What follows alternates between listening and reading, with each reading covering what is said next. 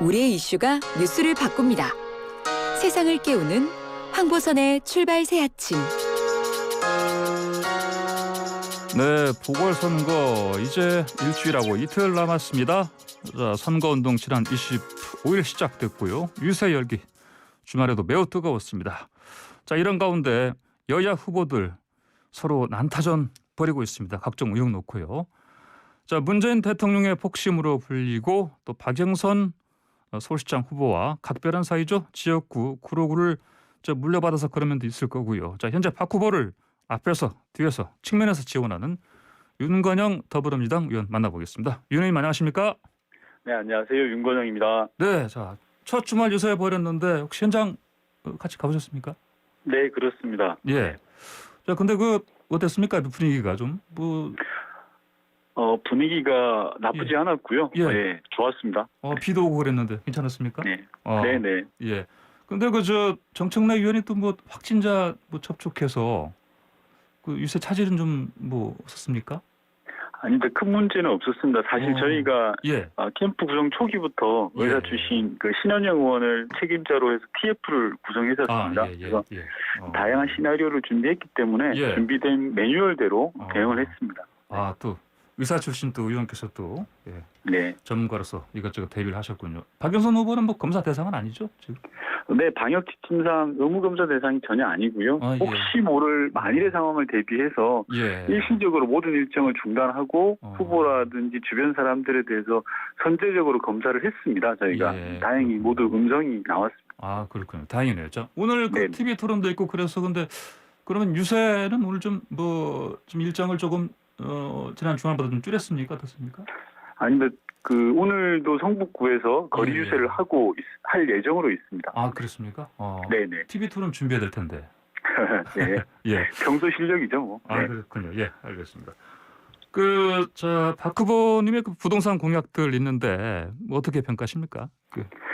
이 부동산 문제가 우리 삶의 좀 필수적인 요소라고 생각합니다. 예. 특히 이제 문재인 정부가 부동산 시장 안정화를 위해서 최선을 다했지만 부족함이 좀 많았고요. 예. 특히 송구한 마음입니다. 어제 박영선 후보가 LH 투기 의혹과 관련해서 몇 가지 공개적인 요구를 했습니다. 예. 3기 신도시에 대한 전수조사라든지 이해충돌 방지법에 대한 즉시 통과 또는 민주당에 대해서는 전수조사 결과를 즉각 공개하고 부당한 거래에 대해서는 매각 대금을 사회로 환원해라라는 등의 촉구가 있었습니다. 이런 것들은 이번 기회를 통해서 부동산 투기를 반드시 해결하자, 뿌리를 뽑자라는 의지를 좀 보여준 거고요.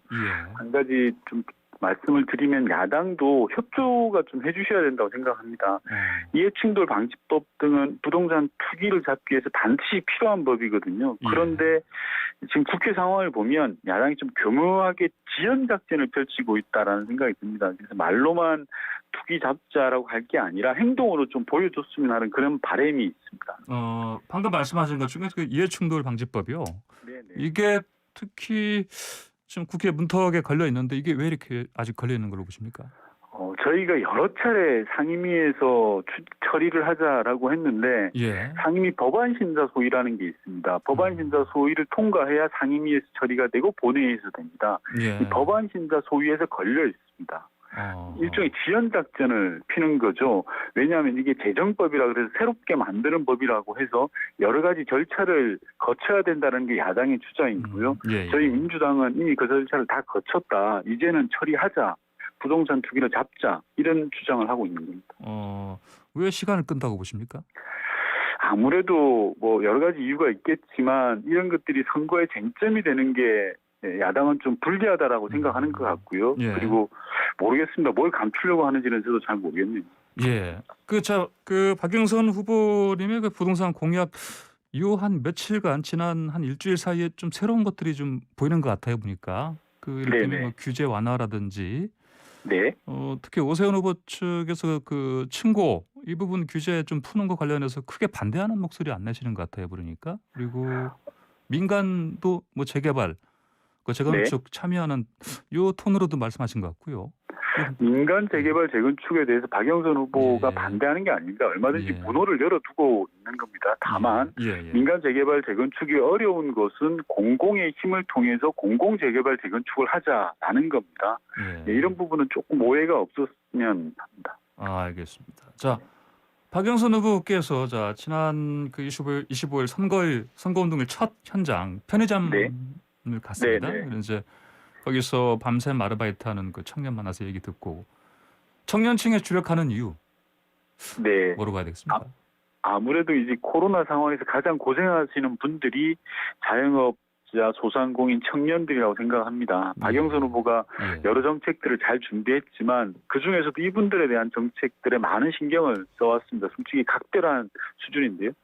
코로나19 상황에서 청년들이 너무 좀 팍팍하지 않습니까? 취업도 쉽지 않고 집 마련도 어려운 상황이고요. 심지어 결혼도 생각하기 어려운 그런 상황이다 보니까 박영선 후보가 생각할 때는 최소한 기성세대라면 청년들의 아픔을 공감하고 또 이야기를 듣고 함께 머리를 맞대는 것이 필요하다. 이렇게 생각해서 이번 선거에 좀 각별하게 챙기고 있는 것 같습니다. 예, 그렇군요. 알겠습니다. 그 보니까 또 고3 수험생들 그 여름방학 기간에 접종 마쳐야 된다. 이걸 위해서 당국에 제안하신다. 이게 말씀하셨는데 이것도 꼭 필요한 상황인가요? 예, 저는 매우 의미 있는 제안이라고 생각합니다. 수능이 인생의 전부는 아니지 않습니까? 다만 중요한 일은 분명하지 않습니까? 수험생들은 코로나로 인한 걱정은 좀 덜어줘야 된다라고 생각을 하고요. 고3 백신 접종을 여름방학으로 당기면 수능시험을 볼 때쯤이면 최소한 코로나 걱정은 안 해도 되는 거거든요. 또한 아스트라제네카 백신은 18세 이상만 사용이 가능하니까 동일 세대는 동일 백신이라는 기준을 적용해서 화이자 백신을 전체 수험생들에게 접종하자라는 제안을 드리는 거고요. 저는 이런 것이야말로 살아있는 민생 공약이고 생활 정치다라는 생각을 합니다. 시민들의 반응도 매우 좋고요. 박영선 후보는 매일 하루에 하나씩 이런 대표 민생 공약을 발표하고 있습니다. 두 번째로 발표한 것이 공시지가의 상한제를 도입하자라는 겁니다. 일종의 캡, 상한선을 두어서 급격한 상승을 막자라는 취지인 겁니다. 인상률 10% 이하 그 말씀하시는 거죠? 맞습니다. 네. 이거 이전에 말씀 안 하셨는데 새로 이렇게 말씀하신 겁니까? 이번에 새로 이야기를 하신 겁니다. 근데 오세훈 저쪽 후보 쪽에서는 동결 얘기하는 것 같아요, 보니까. 공시지가를 정상화시키는 건 어쩔 수 없는 것 같습니다. 왜냐하면 과표 체계하고 맞춰가야 되는 거지 않습니까? 동결이라는 건 좀 제가 볼 때는 실현 불가능한 허무맹랑한 생각 아닌가 싶고요. 박영선 후보가 말씀한 상한제를 두는 것이 서민의 부담을 좀 최소화하는 것이 아닌가 싶습니다. 그러면 이게 또 그 지금 이사 정책 발표한 그 정부의 어떤 그 부동산 당국과의 어떤 방향과 좀 맞지 않는다 이런 지적이 있습니다. 박영선 후보의 이 공시지가 상한제 부분에 대해서 정부도 저는 긍정적으로 검토할 것이라고 생각하고요. 민주당에서도 당대표 권한대행을 비롯해서 박영선 후보의 건의를 적극적으로 검토하겠다라는 입장을 발표했습니다. 예, 그렇군요. 알겠습니다. 자, 유세 현장에 계셨으니까 거기서 그 주제가가 보니까 만화 그 달려라 하니가 아니고 달려라 써니. 네, 그렇습니다. 무슨 메시지 던지는 겁니까? 만화의 주인공 한이와 박영선 후보가 좀 닮은 점이 많다. 저는 그렇게 생각하고 있고요. 달려라 한이의 주인공은 여러 어려움이 있지만 끝까지 해내는 그런 극복하는 노력을 담고 있지 않습니까?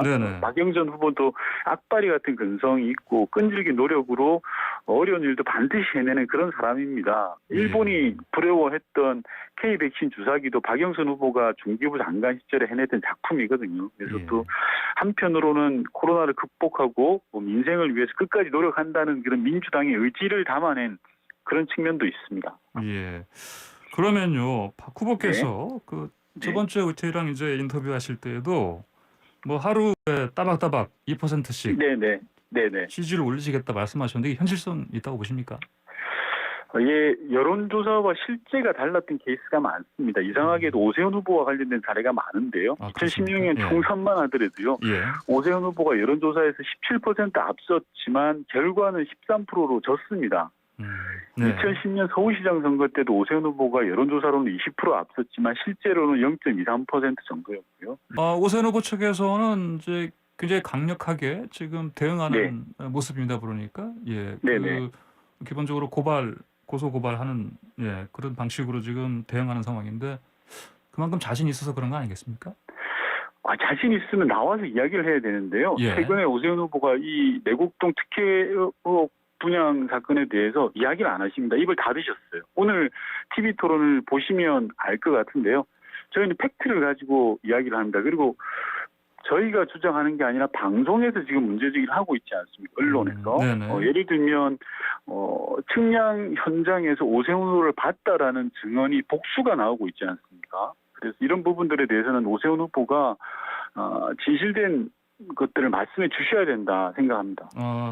지금 윤 의원님 인터뷰 끝나고요. 잠시 뒤에 오세훈 국민의힘 서울시장 후보와 인터뷰를 하는 일정입니다. 지금 저희가. 그래서 방금 말씀하신 그런 의혹들을 좀 자세히 좀 제가 질문을 드려봐야 되겠습니다. 예. 참 방금 전에 그 말씀하신 거 있지 않습니까? 그 지지율 반등 이 자료를 혹시 우리 일반인들도 청취자들도 이렇게 볼 수 있습니까? 아마 그게 선관위에서 이제 선거법상 공개를 못하는 걸로 되어 있습니다. 그렇군요. 그렇군요. 알겠습니다.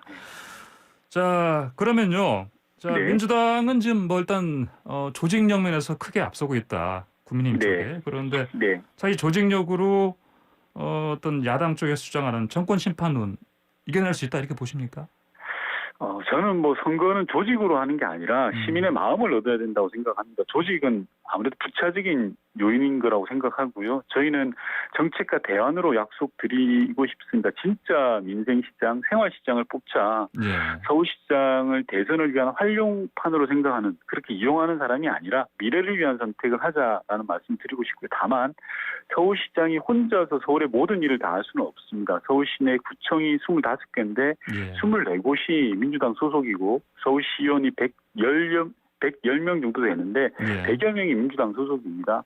구청장과 시의회가 원팀으로 일을 하는 것과 매번 싸우고 다투고 갈등이 있는 것 중에 어떤 것이 시민을 위한 것인지 좀 판단을 해야 된다고 생각합니다. 그렇군요. 알겠습니다. 좀 마지막으로요. 근데 이제 사실 박영선 후보 입장에서는 이것저것 좀 악재들이 좀 있긴 합니다. 임종석 전 비서실장이 이제 고 박원순 전 서울시장 관련 발언을 하기도 했고 그런데 또 이 상황에서 어떻습니까? 계속 나온 여론조사 결과 보니까 대통령 지지율, 더불어민주당 지지율 좀 그 최저치로 가라앉았다 이런 결과가 나오는데 이 상황에서 박영선 후보 어떻게 선거에서 큰 이제 아까 말씀하신 것처럼 역전할 수 있는 가능성이 있다고 보십니까? 저는 시민들이 민주당의 부족함을 질책하는 여론이 상당하다는 걸 잘 알고 있습니다. 더 낮은 자세로 저희가 임해야 되고요. 정책으로 승부하고 민생공약으로 다가서야 된다고 생각합니다. 다만 10년 전에 이미 시장으로 실패한 후보를 뽑을 거냐, 아이들 밥 주기 싫어서 무책임하게 사퇴한 후보를 계속 선택을 해야 되냐라는 물음을 좀 던지면서요. 여성 최초로 원내대표도 하고 K주사기라든지 능력 있는 후보를 좀 선택해 주십사. 즉 과거로 돌아가지 말고 미래를 위한 선택을 해줍시라라는 말씀을 좀 간곡하게 드립니다. 저희 LH 투기 의혹 사건으로 많이 이제 실망하고 계신 분들이 계십니다. 이런 부분들에 대해서는 정부와 그리고 민주당이 책임지고 부동산 투기를 반드시 잡아내겠다. 그리고 이 부분은 여야가 따로 없다. 정쟁하지 말고 같이 힘을 모아서 부동산 투기 부분 해결해 나가자라는 말씀을 드리고 싶습니다. 알겠습니다. 오늘 말씀 여기까지 듣겠습니다. 고맙습니다.